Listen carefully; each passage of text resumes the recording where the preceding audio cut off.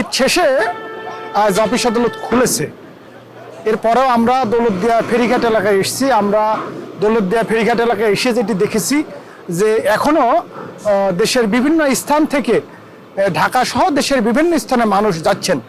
আমরা তাদের সাথে কথা বলেছি, তারা আমাদের জানিয়েছেন যে তাদের ব্যক্তিগত ছুটি নিয়ে আছে, সেই ছুটির পরে আগামীকাল বা পরশু কেউ কেউ কর্মস্থলে যোগ দিবেন, যে কারণে তারা আজকে এই দৌলতদিয়া ঘাট থেকে দেশের বিভিন্ন স্থানে যাচ্ছেন। বসুন্ধরা টিস্যু অশুদ্ধতার বিরুদ্ধে এক বিন্দুও ছাড় নয়। আমরা এই যে ঘাট এলাকা আমরা যেটি দেখছি যে এই যে বিশিষ্ট জাহাঙ্গীর এই ফেরিটি আসলে বাস বেশ কিছু বাস তারা নিয়েছেন, আরও কিছু গাড়ি এই ফেরিতে ওঠার অপেক্ষায় আছে। এছাড়া যাত্রীও আসলে এই ফেরিতে আছে। আমাদের এই পাশেই রয়েছে খান জাহান আলী ফেরি। এই ফেরিতে আসলে ঢাকা থেকে ছেড়ে আসছে গাড়ি। সেই গাড়িতে আমরা দেখেছি যে আসলে ঈদ শেষে মানুষ যে বাড়িতে যাওয়ার একটি প্রবণতা, সেটিও আমরা দেখেছি।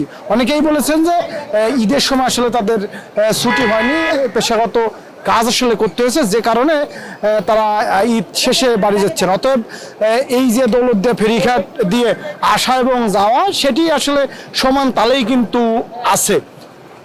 আমরা এই ঘাট এলাকায় এসে যেটি দেখেছি যে সকালবেলায় যে নৌ পুলিশের যিনি অতিরিক্ত ডিআইজি প্রবীর কুমার রায়, তিনি সহ নৌ পুলিশের সদস্যরা এখানে সার্বক্ষণিক দায়িত্ব পালন করছেন।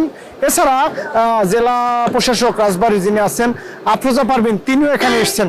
আমরা তাদের দুজনের সাথে কথা বলেছি। তারা বলেছেন যে ঈদযাত্রা স্বস্তির করতে তাদের যে কর্মব্যস্ততা সেটি তারা আসলে রেখেছেন, কারণ গত ঈদ উল ফিতরের সময় এই ঈদ শেষে যখন ঢাকায় যাত্রীরা যান তখনই কিন্তু একটি বড় ধরনের দুর্ঘটনা ঘটে।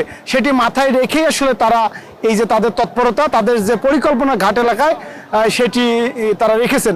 সব মিলিয়ে বলা যায় যে এখন পর্যন্ত বেশ স্বস্তিতেই মানুষ এই দৌলতদিয়া লঞ্চ এবং ফেরিঘাট দিয়ে ঢাকা সহ দেশের বিভিন্ন স্থানে যাচ্ছেন। সাধারণ মানুষের সাথে কথা বলেছি, আমরা প্রশাসনের সাথে কথা বলেছি। তারা বলেছেন যে এবছর আসলে অনেকটা স্বস্তি নিয়েই ঈদ শেষে মানুষ কর্মস্থলের দিকে যাচ্ছেন।